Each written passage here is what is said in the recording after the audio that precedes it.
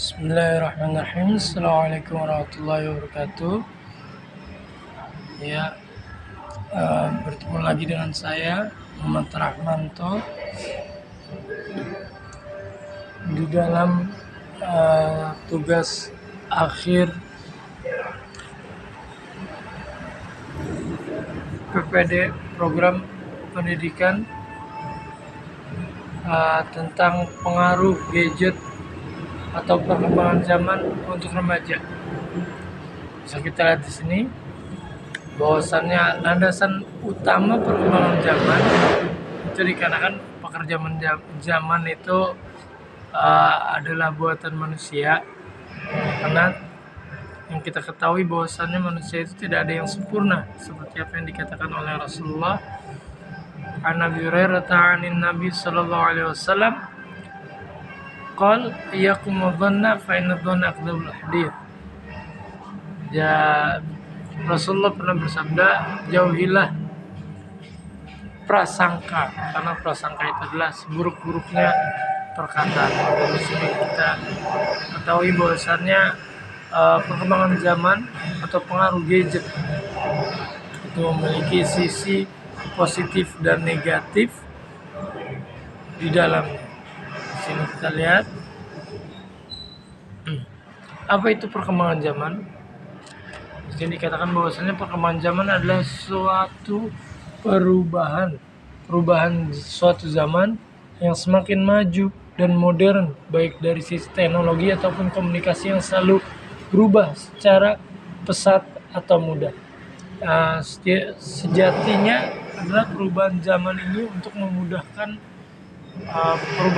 perubahan teknologi untuk memudahkan manusia dalam melakukan sesuatu yang sebelumnya segala sesuatu dilakukan secara manual atau dengan tulisan tangan, sekarang sudah berubah menjadi secara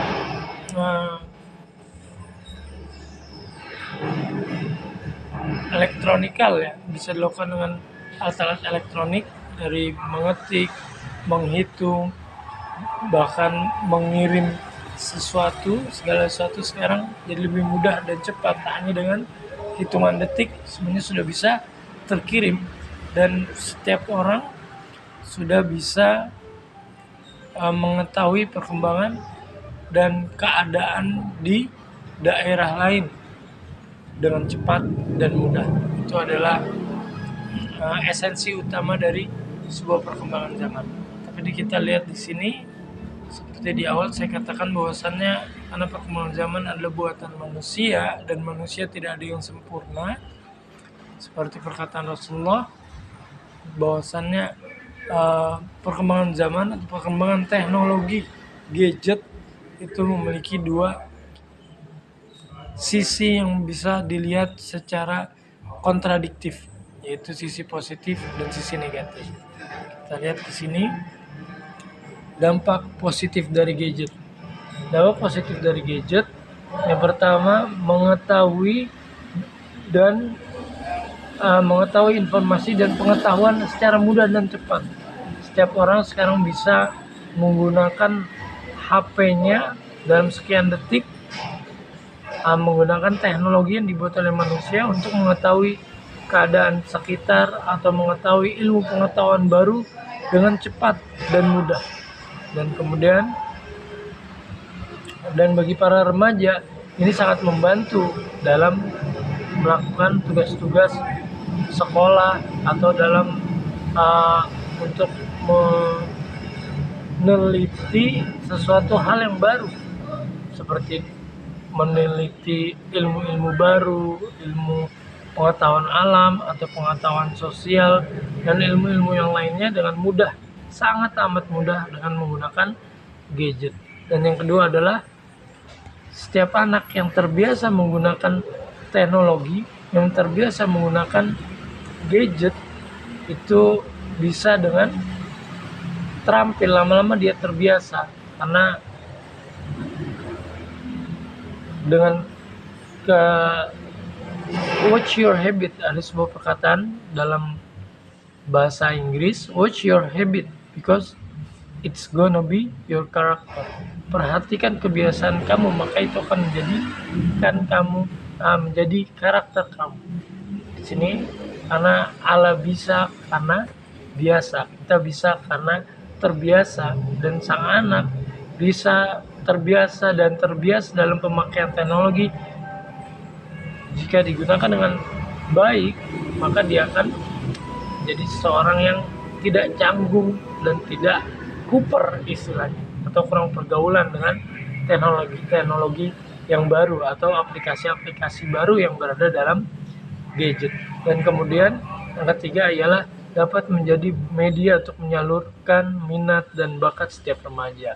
Jadi setiap remaja, setiap individu bisa dengan mudah mencari keinginannya, bisa dengan mudah mencari minat dan bakatnya. Seperti ada seorang yang berminat dan berbakat dalam bidang seni, mungkin dia bisa menjadi expert ya di dalam aplikasi-aplikasi desain grafis dan lain sebagainya. Dan kemudian juga dia bisa memperluas jaringan pertemanan secara online. Dia akan memiliki teman yang begitu banyak dari seluruh dunia, dan tentunya untuk menyambungkan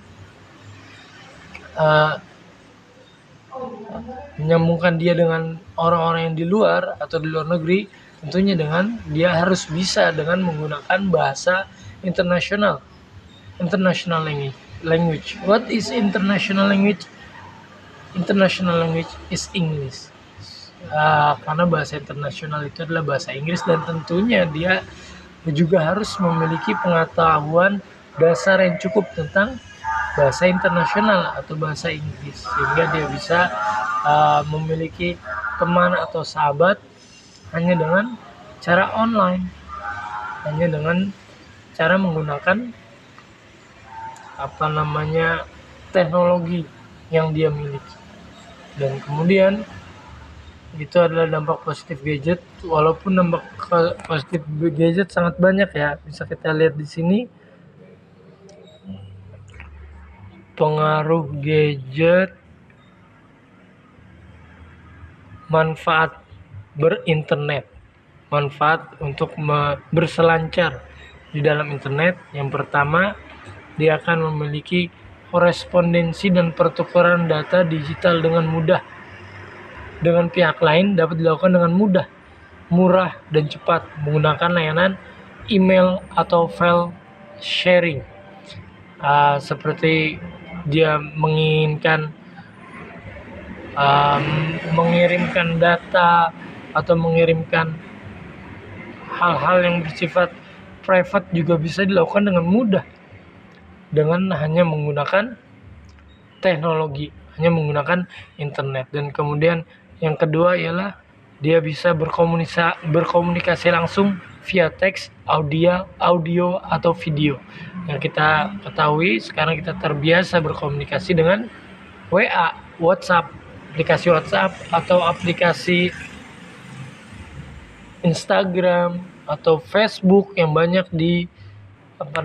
digunakan oleh para remaja di Indonesia ini secara real time, secara bisa dibilang hot time, waktu yang hangat, atau secara cepat, sangat amat cepat, dapat dilakukan dengan biaya yang sangat amat murah, bahkan gratis menggunakan layanan instan, messenger, dan telepon VoIP dan lain sebagainya. Dan kemudian yang ketiga adalah data dan informasi terkini dapat diperoleh dengan sangat cepat dari berbagai sumber informasi di dalam atau di luar negeri dengan mengakses berbagai situs berita dan informasi. Dan tentunya seperti yang saya katakan sebelumnya, untuk mendapatkan informasi dari luar negeri, sang anak juga harus memiliki kemampuan dasar dalam berbahasa Inggris. Dan bahkan dia ingin belajar bahasa Inggris atau bahasa Cina, bahasa Prancis, dan bahasa-bahasa luar negeri yang lainnya, dia bisa menggunakan gadget yang dimilikinya dengan berinternet. Bahkan hal tersebut dapat dilakukan secara gratis. Dan kemudian selanjutnya ialah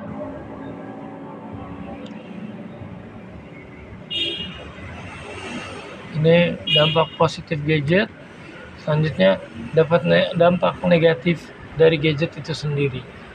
Dengan apa yang kita lihat sekarang, banyaknya anak-anak muda, para remaja-remaja yang dengan mudah melakukan komunikasi dengan gadget, sehingga dia akan melupakan komunikasi secara manual, berkomunikasi dengan temannya secara manual. Kita bisa melihat banyak sekali di pinggir-pinggir jalan atau di tempat tongkrongan mereka atau tempat bermain mereka, bahkan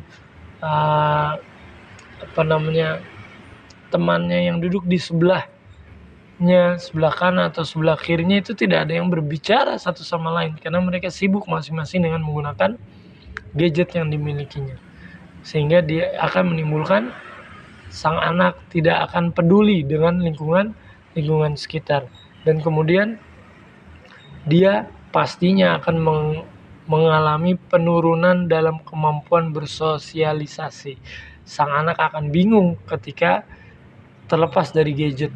Sang anak akan merasa aneh dan akan merasa ada yang kurang dalam dirinya kalau tidak memegang gadget, tidak memegang HP yang dimilikinya, dan tidak mampu dia berkomunikasi atau ngobrol secara manual, atau bagaimana dia bersosialisasi dengan orang yang lebih tua, bagaimana cara berbicara dan bergaul dengan orang yang lebih tua, bahkan orang tuanya sendiri.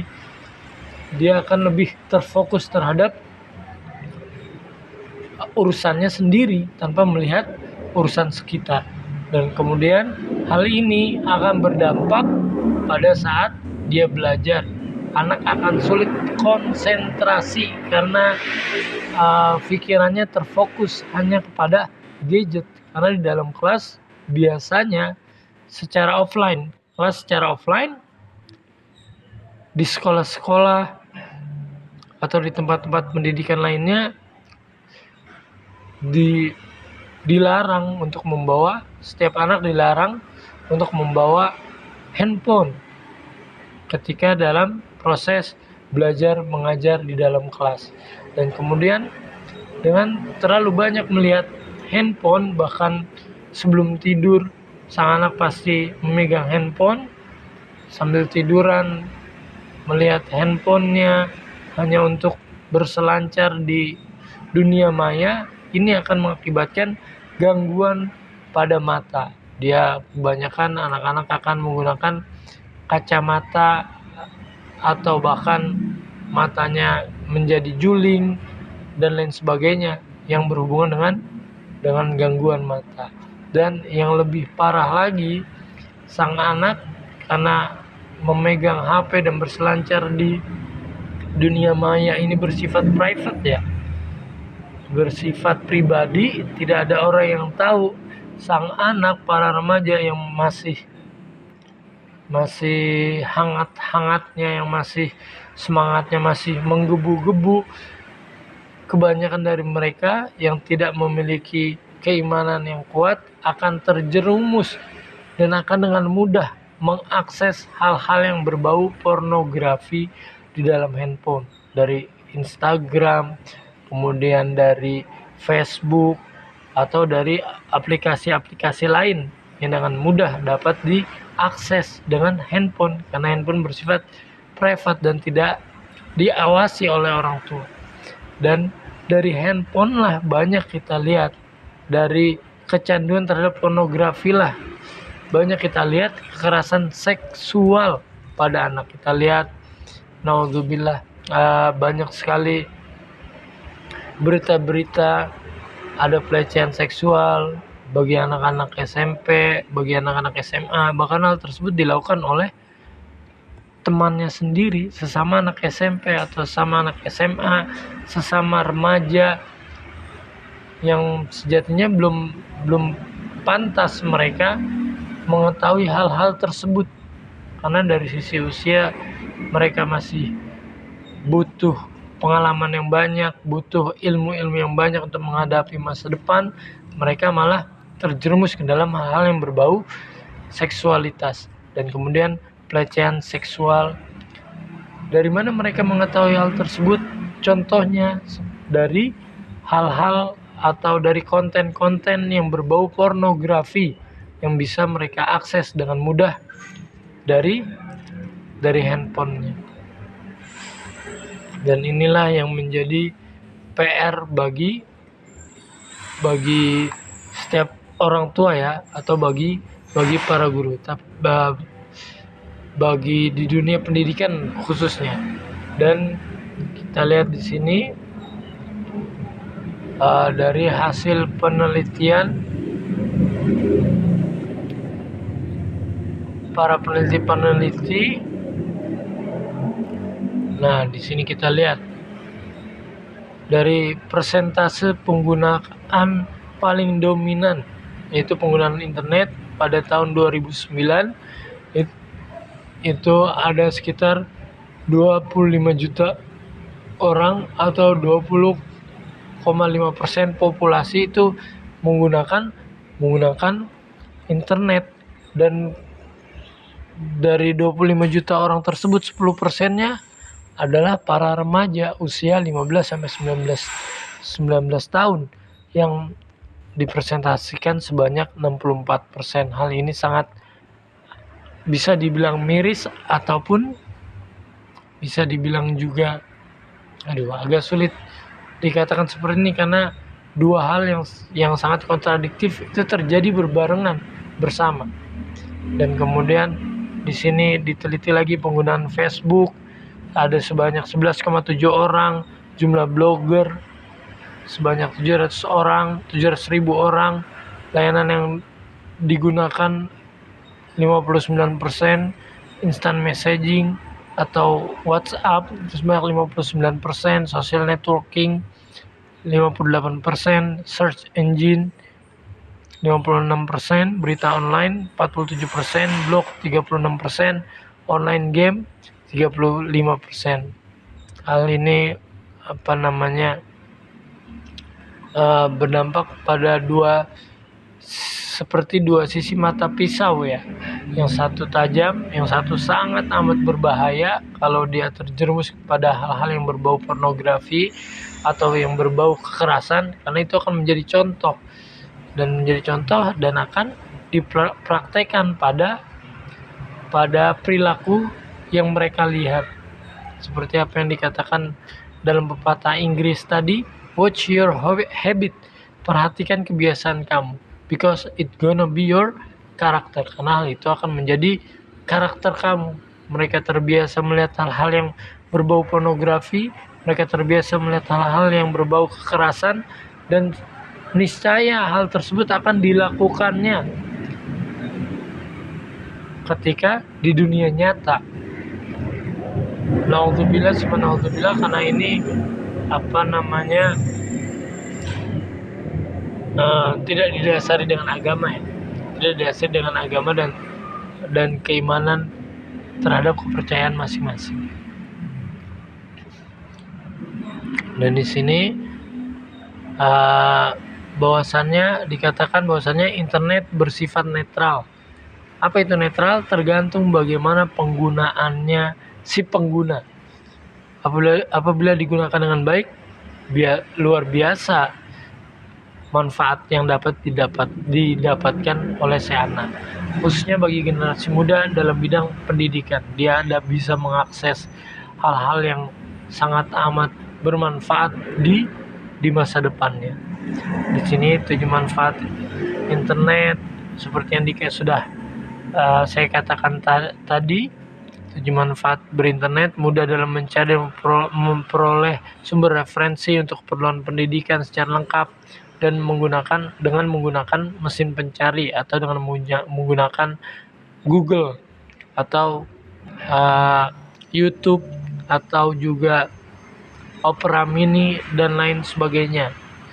dan lebih cepat dan mudah dalam memperluas jaringan pertemanan secara nasional dan global dengan menggunakan berbagai situs pertemanan. Dia bisa mengakses apa yang berada di luar negeri, dan tentunya ini akan improve their self, akan meningkatkan kepribadian mereka, akan meningkatkan kemampuan mereka karena mereka memiliki teman-teman yang berada di luar lingkungannya, dan tentunya pasti akan berpengaruh pada cara dia berperilaku. Dan kemudian dapat memperoleh beragam hiburan dengan variasi yang sangat banyak dari seluruh dunia dengan mengakses situs video sharing, online radio, dan lain-lain. Nah, transaksi bisnis dapat dilakukan lebih cepat dengan menggunakan layanan e-commerce, online banking, dan lain sebagainya. Ini bagi keluarga yang berbasis bisnis ya. Bisnis, jadi kita kalau bisa berbisnis menggunakan internet dengan baik, kita bisa menjadikan promosi itu dilakukan lewat aplikasi-aplikasi internet dan bisa dilihat oleh seluruh manusia yang ada di dunia ini, dimanapun dia berada. Dan di sini ada kisah sukses Norman Kamaru, Udin Sedunia, Sinta dan Jojo, Kampung Blogger. Ini kisah-kisah sukses tokoh-tokoh yang sukses dapat menggunakan internet secara positif. Dan di sini resiko dan bahaya internet, sampah yang kerap datang bertubi-tubi tanpa dikehendaki. Dari spam itu dari bermacam-macam ya, tiba-tiba muncul situs-situs porno, perempuan-perempuan yang tanpa busana, ataupun laki-laki dan lain sebagainya, ataupun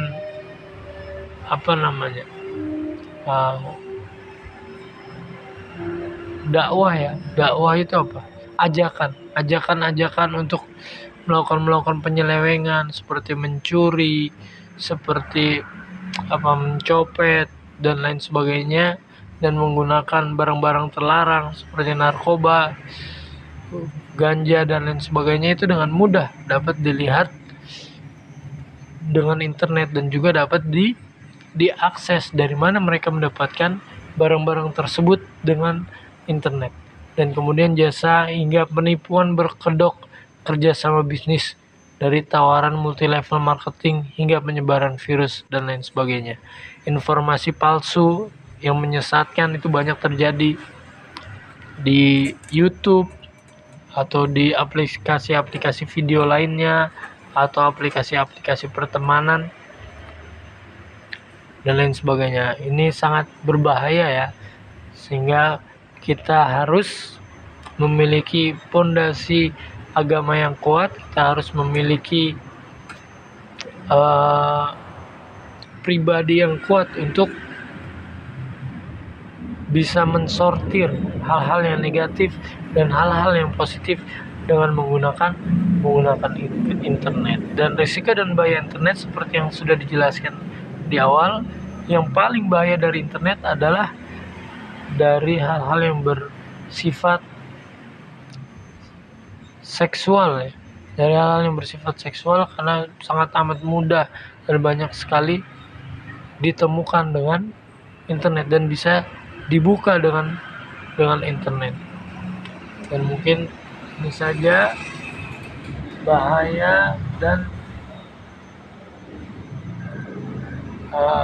hal-hal positif, hal negatif positif yang bisa didapatkan oleh para remaja, dan ini tergantung bagaimana orang tua untuk mengatasi hal tersebut, orang tua ataupun guru di sekolah untuk mengatasi hal ini agar anak kita tidak terjerumus ke dalam hal-hal yang negatif. Mungkin itu saja yang bisa saya sampaikan. Syukran. Perkembangan peserta didik, tugas akhir semester perkembangan peserta didik, mungkin ini saja yang bisa saya sampaikan. Syukran.